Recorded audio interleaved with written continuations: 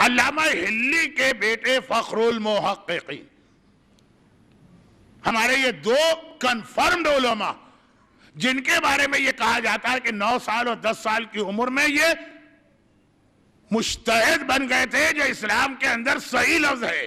ہمارے ہاں تو آج کل القاب و ٹائٹل جس کو جو دل چاہے دے دو، لیکن جو واقعا امام نے جس کو مجتہد مانا صرف 2 ایسے علماء جن کے بارے میں کنفرم، ایک فخر المحققین اور ایک علامہ ہندی، علامہ مجلسی کے شاگرد صاحب کشف اللسام، اور ایک فخر المحققین۔ علامہ ہلی کا خاندان، علامہ ہلی کے واقعات، کربلا کے ظاہر تو ان کا ایک واقعہ پڑھتے بھی ہیں اور سنتے بھی ہیں، اور بار بار صرف اشارہ۔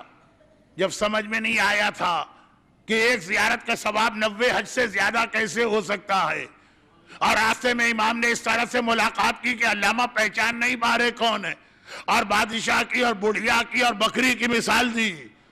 مجھے خیال ہے آپ حضرات کے وقت کبھی کہ جو بات آپ نے بہت سنی ہے لیکن یاد دلا رہا ہوں، یہ علامہ ہلی عظیم ترین شیعہ مراجع اور مجتہدین میں سے ایک، اور پھر ایک وقت میں اس خاندان میں صحیح معنوں کے 18 مجتہد جماعت، صحیح مجتہد یعنی جو واقعا جس کو مجتہد کہا جاتا، حتیٰ یہ کہ 18 میں خالی مرد نہیں تھے، خواتین تک مجتہدہ تھیں، ان کی بیوی، ان کی بہن، ان کی پھوپھی، ان کی خالہ۔ تو اب جب بیٹا پیدا ہوا اسے ایک عجیب ماحول ملا، باپ کے پاس جائے تو مجتہد، ماں کے پاس جائے تو مجتہدہ، خالہ کی گود میں جائے تو مجتہدہ، پھوپھی کے پاس جائے تو مجتہدہ، چچا کے پاس جائے تو مجتہد۔ ہمارے آپ کے بچوں کا مسئلہ یہ ہے، ہم بڑے احتیاط سے بڑے اچھے طریقے سے ان کی تربیت کرتے بھی ہیں، تو وہ اپنے تایا کے گھر میں گیا ڈش اینٹینا چل رہا، وہ اپنے چچا کے گھر میں گیا وہاں مکس وہ برتھ ڈے پارٹی کے اندر گانے بجانے چل رہے، وہ اپنی خالہ کے گھر میں گیا تو بے پردہ بیوٹی پارلر سے تیار ہو کے نکل رہی۔ اپنی اولاد کو ہم ڈبیا میں یا لاکر میں بند کر کے رکھنے سے رہے، اپنے گھر میں جتنا بچایا گناہوں سے بچایا، سگے رشتہ داروں نے آ کے ہماری ساری محنت پہ پانی پھیر دی۔ اور یہ تقریباً ہر اس آدمی کو معلوم ہے جس نے اپنے گھر میں پہلے دن سے دیندار ماحول رکھا، کہ کبھی تو دل چاہتا ہے کہ ساری رشتہ داریاں کاٹ دو۔ یہ کون سے رشتہ دار جو ہماری اولاد کو جہنم میں دھکیل رہے ہیں، اور دعویٰ کرتے ہیں کہ ہمیں اپنے بھتیجے سے بڑی محبت، دعویٰ کرتے ہیں کہ ہمیں اپنے بھانجے سے بڑی محبت۔ خالہ نے کہا بیٹا کئی دنوں سے نظر نہیں آئے، دیکھنے کے لیے تڑپ رہی ہوں، دیکھنے کے لیے نہیں تڑپ رہی ہے، اس کو جہنم میں پھینکنے کے لیے تڑپ رہی ہے۔ لیکن یہ تو ایک ضمنی بات، اگرچہ بہت اہم بات ہے، ہر دیندار باپ اور ماں کو یہ معلوم ہے، ایک طرف اسلام صلہ رحمی کا حکم دیتا ہے، دوسری جانب رشتہ دار ایسے ہماری ساری محنت پہ پانی پھیر دیتے ہیں۔ ایک ہفتے ہم بیٹھ کے اپنی اولاد کو جتنا دین کا رنگ چڑھاتے ہیں، وہ ایک دن جو بیٹا ان کے گھر گیا، بیٹی ان کے گھر گئی، سارا رنگ انہوں نے اتار دی۔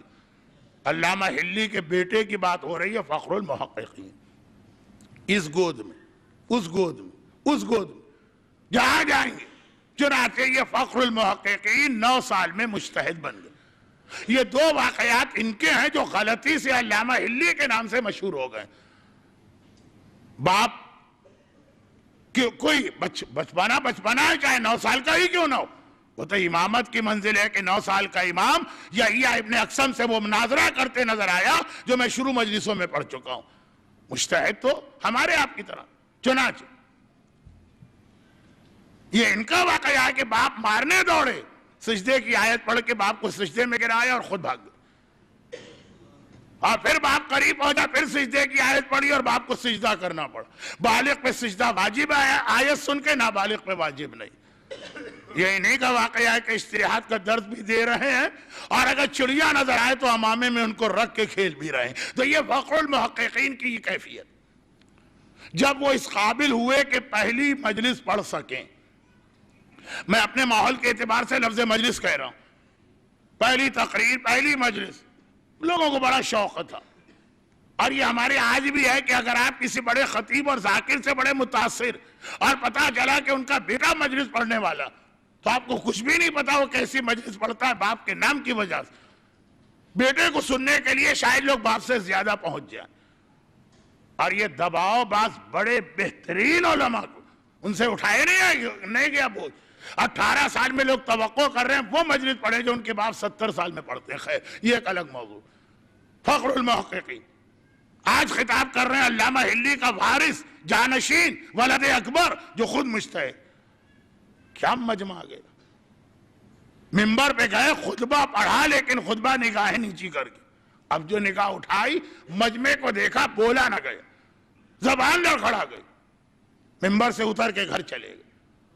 اچھا یہ پہلی مرتبہ ہر خطیب کے ساتھ یہ ہوتا, اگلے دن بھی لوگ.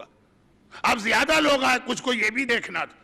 سنا ہے کہ صاحبزادے پڑھ نہ پائے, زبان لڑکھڑا گئی. علامہ ہلی کے کچھ مخالف بھی ہوں گے, وہ تو مزہ لینے کے لیے. اگلے دن بھی ہے, تیسرے دن بھی ہے. لوگ علامہ ہلی کے پاس گئے کہ بھائی ایک لفظ آپ کا بیٹا 3 دن سے نہیں بول پا رہا, ورنہ پہلے دن پھر دوسرے دن کچھ بولتا ہے. آج علامہ نے کہا ایسا کرو, مجلس میں لانے سے پہلے اسے 2-3 وقت کا کھانا کھلاؤ اور اس کے بعد لے کے آؤ. اچھا یہ بھی وہ ڈیمانڈ والے ہیں, پہلے تو خیر خالی کھانے کی بات کی, آگے پتہ نہیں کیا کہیں گے. لیکن عرب ماحول میں مہمان کا کھانا کھلانا ایک بہت بڑی سعادت لوگ سمجھتے ہیں. کھانا کھلا کے اب جو بیٹھے, اب جو انہوں نے تقریر کی, ہکا بکا علامہ ہلی سے بہتر تقریر. کل بول نہیں پاتا تھا اور آج ایک دن میں ایسی صلاحیت.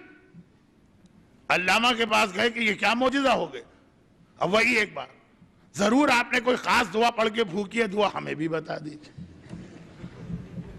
کہا نہیں, مجھے معلوم ہے کہ میرا بیٹا کس ماحول میں پلا, اس لیے میں نے کہا کھانا کھلاؤ. کیا مطلب, کہا بھی بتاتا ہوں. بلوایا فخر المحققین, کہا بیٹا یہ بتاؤ کہ 3 دن تم نے کوئی تقریر نہیں کی اور آج اتنا بولے. اب بیٹا کہے کہ بابا میں مجمع سے گھبرا گیا, مجمع سے ڈر گیا. نہیں, کہا بابا خطبہ پڑھ کے میں نے آنکھیں اٹھائیں, مجھ سے بولے ہی نہیں گیا کہ میں اس مجمع سے کیا بات کروں. دیکھیں میں اپنے ہاتھ بغلوں میں دبا لیتا ہوں, کسی کی طرف اشارہ نہ. مجھے تو آدمی نظر ہی نہیں آئے. کتا بیٹھا ہے, سور بیٹھا ہے, لومڑ بیٹھا ہے, گیدڑ بیٹھا ہے, چیتا بیٹھا ہے, ہاتھی بیٹھا ہے, سانپ بیٹھا ہے, بچھو بیٹھا. اب اگر میرے ہاتھ چل رہے ہوتے تو لوگ تو کہتے تھے جی بہت یعنی بڑی منزل آ جاتی ہے. لوگ ایسے اعتراض کرتے ہیں. مولانا ہم دیکھ رہے تھے کہ سور کہتے وقت آپ کا ہاتھ کدھر جا رہا تھا. اچھا, ہمارے فرشتوں کو بھی نہیں خبر کدھر جا رہا تھا. لیکن علامہ ہلی نے کہا, بیٹے نے کہا بابا اگلے دن بھی یہی, میں آدمیوں سے بات کرنے آیا ہوں. یہ سانپ اور بچھو اور کتا اور سور اور خنزیر اور گیدڑ اور لومڑی. کہا بیٹا اور آج کیا ہوا. کہا نہیں, آج سارے انسان نظر آ رہے تھے. اچھا برا الگ چیزیں, لیکن انسان نظر آئے تھے. آدمی ان سے بات کر. اب مجمع کی کیا حالت ہوئی ہو.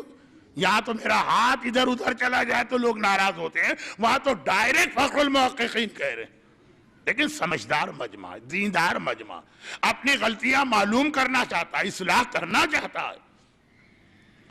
چنانچہ اسی مجمع نے جسے گیدڑ اور لومڑ اور چیتا اور شیر اور ہاتھی اور سانپ بنا دی, کہا کہ ہم نہیں سمجھے آپ کے بیٹے اور آپ کے بیچ میں کیا بات ہوئی, ہماری تو سمجھ میں نہیں آئی. کہا کہ یہ اب تک جو کہ گھر میں پلا بڑا اور اتنا پاکیزہ رزق اس کو عطا کیا گیا, اتنا پاکیزہ اس کو کھانے دیے گئے ہیں گھر کے اندر. بھئی کبھی ایسا ہوتا ہے باپ دیندار ہے, ماں بے دین ہے, ماں دیندار ہے, بڑی بہن ذرا لاپرواہ ہے, اور بہن صحیح ہے تو بھائی ذرا لاپرواہ, کہیں کوئی نجاست, کہیں کوئی مشکوک چیز, کہیں کوئی گڑبڑ چیز. یہ پورے ایک اشرے کا موضوع ہے جسے میں 10 منٹ میں مکمل کر رہا ہوں. تو وہاں خرابی پیدا ہو جاتی. جہاں سارا ماحول ایسا, اس کا نفس اتنا پاک ہو گیا کہ اب یہ خالی سامنے آدمیوں کو نہیں دیکھ رہا, ان کی حقیقت کو دیکھ رہا.